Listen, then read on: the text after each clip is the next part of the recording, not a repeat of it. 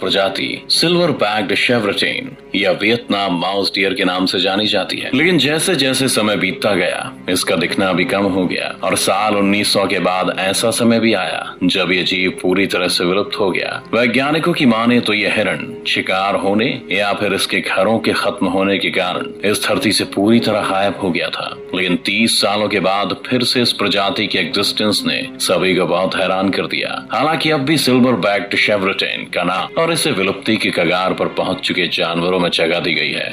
Bermuda island और Atlantic ocean में पाए जाने वाले इस बरमूडा पेट्रोल की विलुप्ति की दास्तान बहुत लंबी और इंटरेस्टिंग है। विलुप्त और जब कई सालों तक ये नजर नहीं आया तो इसे विलुप्त हुए जीवों में शामिल कर दिया गया। लेकिन करीब 330 साल बाद इस बरमूडा पेट्रोल को फिर से डिस्कवर किया गया। इस दौरान वैज्ञानिकों को कैसल हार्बर बरमूडा के इस पक्षी के 18 नेस्टिंग पेयर्स मिले, जिसके बाद उन्हें यकीन हुआ कि ये पक्षी दुनिया में अब भी मौजूद हैं। हालांकि आज भी इसे दुनिया के सबसे दुर्लभ समुद्री पक्षियों में से एक माना जाता है। बरमूडा पेट्रोल अपना अधिकतर समय खुले समुद्र में बिताना पसंद करता है और छोटी मछलियों और झींगों का शिकार करता है। बताया जाता है कि फिलहाल दुनिया में केवल 300 से 350 बरमूडा पेट्रोल मौजूद हैं। इस अनोखी चिड़िया को अन्य विलुप्त हुए जीवों के साथ ही दुनिया के सबसे कम जाने जाने वाले जीवों में से एक माना जाता है। दरअसल इस बर्ड को इतने कम लोगों ने देखा है कि हर किसी के लिए इसे पहचानना कोई आम बात नहीं है। इस लार्ज बिल्ड रीड वार्बलर का केवल एक ही नमूना देखने को मिला था,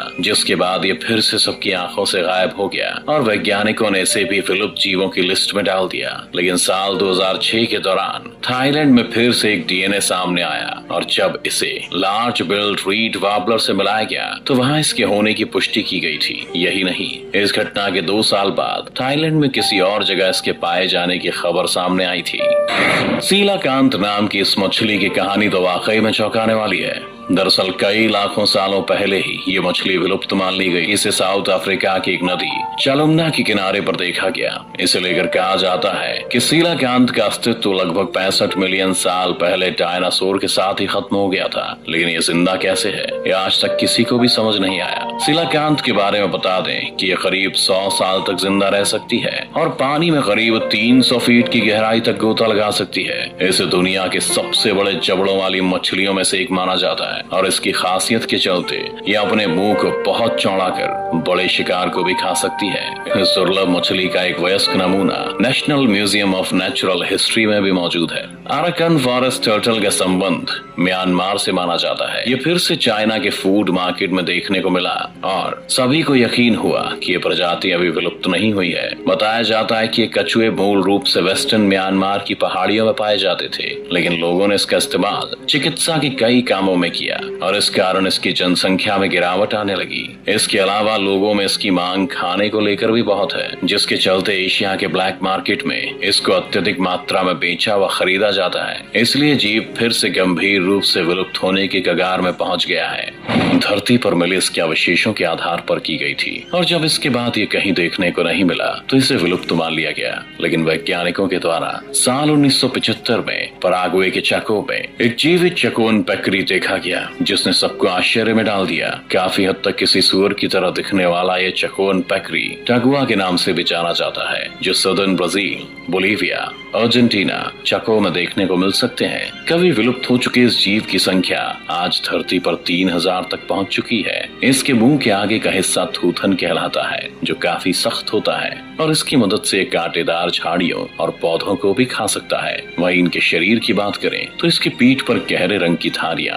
लंबे कान और छोटी पूंछ होती है। इसकी विलुप्त हो चुकी प्रजातियों में एक नाम हिमालयन सिरोह का भी शामिल कर दिया गया था, लेकिन कुछ समय पहले ही हिमाचल प्रदेश के स्पीति वैली में नजर आकर इसने सभी को हैरान कर दिया है। हिमालयन सिरोह एक बेहद दुर्लभ प्रजाति है, जिसे international union for conservation of nature के द्वारा विलुप्त हुए वन्य जीवों की सूची में शामिल किया गया था। लेकिन बाद में इसे विलुप्ति की सूची से हटाकर विलुप्ति की कगार पर पहुंचने वाले जीवों की लिस्ट में शामिल किया गया है, जबकि बल्कि खबरों से बात भी सामने आई है कि हिमालयन सिरो पहले से ही वन्य जीव संरक्षण अधिनियम 1972 के तहत संरक्षित है। इसका शिकार किए जाने पर भी पाबंदी लगाई गई है। इसके बारे में बता दें कि काफी हद तक बकरी और एंटेलोप से मिलता जुलता है।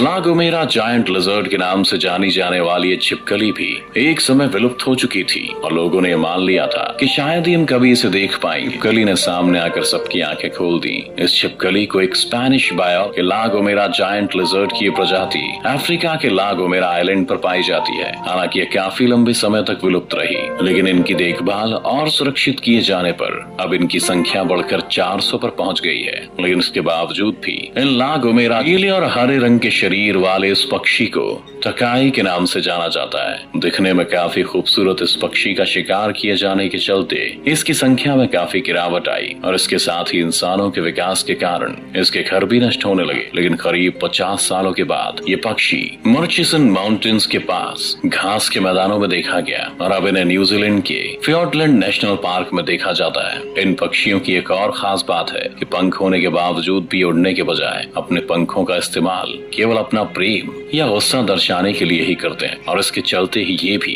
विलुप्ति के कगार वाले जीवों में शामिल। चूहों जैसे शरीर और अजीब से दिखने वाले इस जीव सोलेनोडॉन की 2 प्रजातियां पाई जाती हैं। अजीब बात यह है कि ये दोनों ही प्रजातियां एक समय विलुप्त हो चुकी थी। ये दिखने में छोटे लेकिन बेहद तेज होते हैं। इनके पिछले पैरों के बजाय आगे वाले पैर अधिक विकसित होते हैं और जो कि खुदाई करने में इनकी बहुत मदद करते हैं। आमतौर पर एक हिस्पैनियोलन सोलेनोडॉन की लंबाई लगभग 50 से 70 सेंटीमीटर होती है। आपको जानकर हैरानी होगी कि इस जीव का सलाइवा काफी जहरीला माना जाता है, जिसे ज्यादातर ये अपने शिकार को घायल करने में इस्तेमाल करते हैं। हाल ही में इस प्रजाति को भी रीडिस्क्राइब किया गया है, लेकिन साल 1890 से 1974 तक ये देखने को नहीं मिला, जिसके बाद साल 2003 के दौरान ये जीव एक व्यक्ति की नजर में फिर से आए, जो कि ज्यादातर हाइती और द डोमिनिकन रिपब्लिक में पाए जाते हैं।